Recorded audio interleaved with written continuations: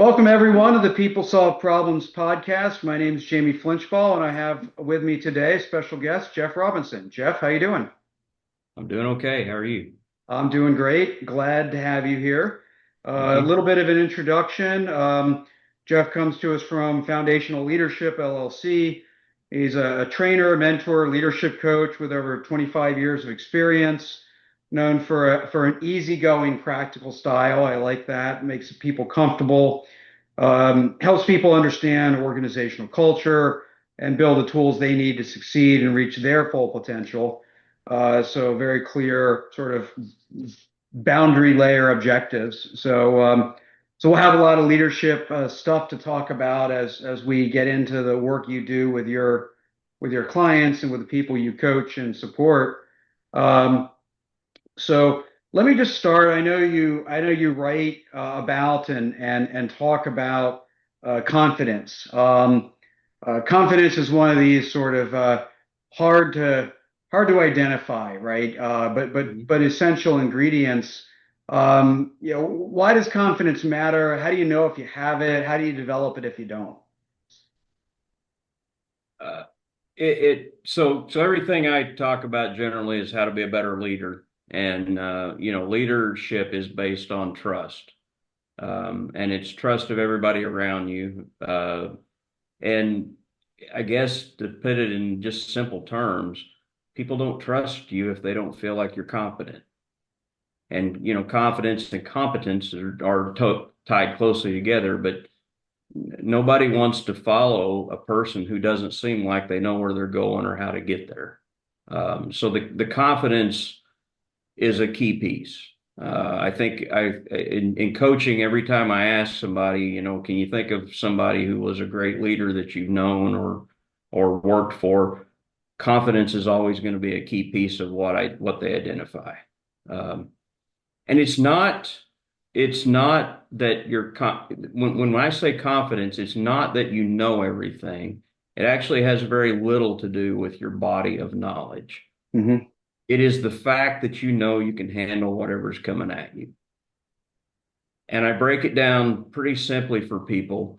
Most of us are, been at our career for quite a while, and we've faced a lot of challenges in that time. We maybe we're new to our career, but we've faced challenges at home. We face challenges every day, and so far, if I'm talking to them, they have survived everything they've come up against.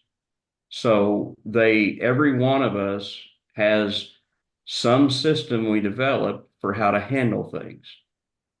The more confident you are, the more you can rely on that system to just handle whatever. So it's really that internal system. And I guess to kind of give a plug to what you talk about, I mean, it's that problem solving system that we all have. It's that innate problem solving. And the people that we like to follow are the ones that are the best at it because they just look at something that's coming their way and they just immediately break it down, figure out what they're going to do with it. Seems like they've been here, done this before, whether they have or haven't, because they've learned to trust their intuition and they just naturally know what to do. Yeah, I like that. That's just how you said that. Can you handle what's coming at you? My role sometimes as a board of directors member, we spend a lot of time talking about risks. And sometimes I think we're over focused on trying to identify the risk and predict the risk instead of saying, and some cases like where it's very predictable that it's a real risk, like cybersecurity, yeah, we want to plan for that. But I kind of prefer, yeah, don't assume you won't know what's coming at you and prepare yourself for that. Um, so that idea of can you handle what's coming at you, some of it's, mental fortitude, some of it's problem solving skills, as you say, some of it's, I'll say reflective experience, having been through stuff. Um, I'll say, build up the components for someone having the confidence that they can handle what's coming at them next? The You have to understand where they're starting from. In coaching and mentoring, um, you have to understand what level they're at, because just like there's levels of players, there's levels of executives. We don't all start out just knowing everything. So some people are already naturally confident, and some people already naturally have it because of their background, and it may or may not have anything to do with the business or what they're doing now. They may have grown up on a farm, or who knows where they developed it. The military may have developed it for them. I mean, there's all kinds of ways they could have gotten it. Right. You have to figure it out, because at the end of the day, everything about leadership is just figuring out what skill you need to work on next. It is just a stack up of skills. Anybody out there can do it. So if you're looking at if confidence is what we're focused on, we have to look at where they're at. How strong is their intuition? How much time have they spent developing it? What is their natural approach to handling things? Do they know how to stay calm? I spend a lot of time teaching people how to stay calm. Um, do they know, does their inner critic work overtime, or do they know how to listen to their inner advocate so that they're listening to the right voice? I mean, all of these things play in, and to help people build up, you have to figure out the gap of what's missing, or not really what's missing, the gap of where they're at to where they need to be. Hmm. Yeah, I like that as it's a skill stack. I even say problem solving isn't a skill; it's a collection of skills. Right. And that's why team-based problem solving is so useful. So you can compile those skills, even if it's accidentally, just by shoving people together. Um, so one of those skills, capabilities, is the ability to stay calm under pressure. It's one of those where, kind of to your point around where all these ingredients come from, could come to you from the military or or from farming, right? It can come to you many different ways. And you can correct me if I'm wrong. My assumption is you've done a lot of work in coaching and operating environments where there's also this component of urgency, which sometimes can be interpreted as not the essence of calm, but this, drive and this, not panic, but how am I calm but also urgent? So how do you look at the importance of that staying calm under the pressure, and how do you display that and connect that when you're also in an environment that is fast paced and has a lot of urgency driving things? Uh, it is a key component. If you think about people you want to follow the people that just always seem to have the cool head. You don't want to follow the people that don't. I tell everybody when they're entering leadership, you have to be the calm one, because if you run off a cliff, everybody's going to follow you. So if you let your emotions get out of control, or if you lose it, they're going to lose it. And it's also going to damage your trust. So it's a key component. Um, I usually have to help people if some people are naturally able to center, but if you can't center, we talk about how to center and how to find that spot. And then when you get into center, you've just got to realize that the chaos going on around you is exactly that. It's going on around you. It's not you. I teach people that stress is an option. You pick whether you're stressed or not. If Yep. you choose to be stressed, your body's going to go into fight or flight mode, which means your brain power is going to be half what it is, because your blood's going to your muscle groups and all the things that your body does with that. You've got the same problem. Now you got half a brain to work it. So choose not to be stressed. I mean, and some people that turns on the light, and sometimes we got to talk about it and help them work through it, but don't be stressed. Realize that you're not holding the fate of mankind in your hand. No one ever makes decisions at that level. None of us have to face it. Hmm. Realize that there's a perspective. Just because someone's in front of you with their hair on fire because there's some issue that they think is a big issue, that's all in perspective. Um, Maybe you need to highlight, maybe you need to treat it important or not, but you've just got to keep it in perspective. But you've got to respect the people in front of you. They're there for a reason. So as long as you're giving them the respect, and taking care of it in the priority it needs to be taken care of, then you're doing your part. Yep. I like that, and I don't want to go too far down the rabbit hole on stress, but I can almost hear people listening to the show asking, well, how do I do that? And of course, one way is to work with Jeff, but you gave a very logical pathway through stress, and of course, stress itself is an emotional component. So in terms of at least the first cut of success in eliminating stress, is it the logical path winning over the emotional, or is it, hijacking the emotional wind up that drives the stress? It could be either. It depends on the person. Okay. That really gets deep into emotional intelligence, which is, how do you manage your emotions?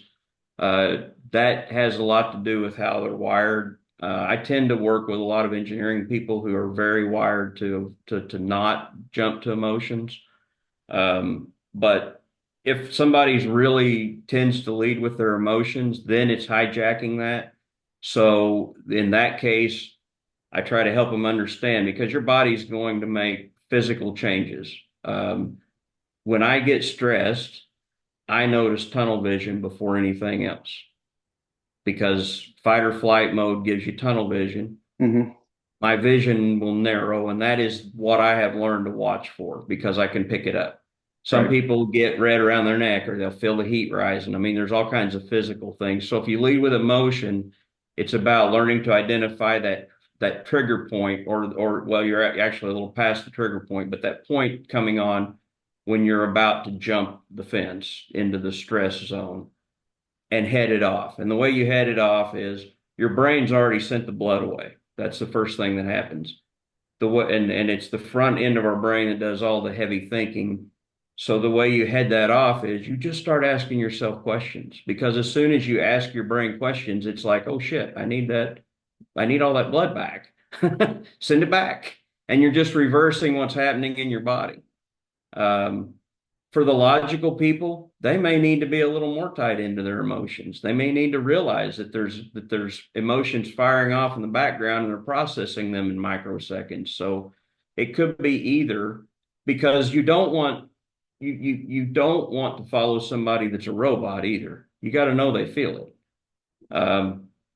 But at the end of the day, you've just got to realize that you are making a choice to stay cognizant and thinking, and which means that you're putting that stress where it belongs. Now, there's situations where you should be stressed. You just Yep. got to know when to let it be what's leading you. Right. Okay. So in that, right, we're not getting to, what's the answer for everybody out there, because as you indicate, it depends on the person. And Yep. that kind of brings us back to coaching, which is what you're doing, what you're engaging in, and even what you write about in your new book. Um, so I want to get into your coaching approach, your style, your thought process. My premise is that coaching is just a sister, a cousin of problem solving, where problem solving, you're trying to close a gap. And as you said earlier in our conversation, what's the gap you're trying to close, right? You're trying to get from here to there, and that's what you're doing in coaching. Um, so I want to ask this maybe as a gateway into a bigger conversation about coaching, but is your approach to coaching more process driven, more intuition driven, and how do you think about how you engage with people as a coach? Coaching is to borrow a highly overused phrase in the coaching world. You're coaching the person, not the problem. So you have to understand where the person's coming from to answer that question because everybody's coming from a different place. Hmm. And one of the tenets for me that I have to remember, which is actually pretty easy because I tend to go to the practical side. I'm a very practical approach. I break a lot of rules in coaching because I will actually shift into the mentoring mode and discuss a problem and tell them how I'd solve it. And then I bring them back around coaching wise. And ask questions to help them adopt what we just talked about because it's got to fit them. It can't be just how I would do it. But you have to understand where they're coming from and how it makes them up, how they make it up to coach. And then it's adapting the process to help them grow because it's all about them. You're essentially holding up a mirror as a coach and you're asking questions to help them see things that they just would not have seen if you didn't ask. Yeah. And how much to that mirror, uh, how much clarity do they need to have about where they are, where they're stuck, uh, what their blind spots are, or is that, in terms of problem solving and gap closing begins with where are you? Do you have to unpack that yourself as the coach? It really depends on who they are. So, for example, if somebody comes to me for leadership coaching and they are brand new to it, they really don't know anything about leadership. Maybe they're a great individual contributor, but they've never ever officially had to tell someone else what to do. They're not going to be able to handle the deep thinking questions that you're going to have to talk about when you get to the difference between strategy and tactical problems. You got to start early on. You're going to be telling them, hey, when you come in the morning, be sure you tell everybody good morning because they want to hear that from you and they keep score. Hmm. So you're almost in trainer mode at that point because they're not ready for heavy questions. If you get somebody mid-career, they may be ready for the deeper questions, but it depends on if they've ever been challenged, or not so much challenged. We've all been challenged. It depends on how much self-reflection they've done. If they don't know how to do any self-reflection, then you're still unpacking everything for them. If it's somebody that's truly an engineer, you might have to introduce them to their feelings because they've never paid attention to them before, you know? So, I Yeah. mean, it depends on where they're at, as opposed to if you, sometimes I get people in that I feel like they might almost know more about it than I do. And then it's more of a casual conversation of two peers trading things. And I'm still, as a coach, trying to inspire new things and throwing things at them to think of it from different angles, but it's a very different conversation. And let me pick on that earlier point around sort of, hey, your first time leadership role, because that's obviously everybody in a leadership role started somewhere, right? They were one day not in a leadership role, next day they were. So it covers a lot of people at some point in their career. And I'm sure a lot of people listening are aspiring to that point in their career. Um, as people enter that mode and they begin to enter that role as a leader, what are some of the most common, I'll say, mistakes or myths or gaps that people start to run into in that first people management phase?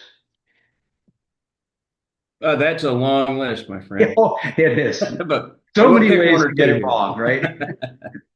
Um, First of all, the biggest one is thinking that they have to, that the fact that they just became a leader or they're going to become a leader is going to be this huge change.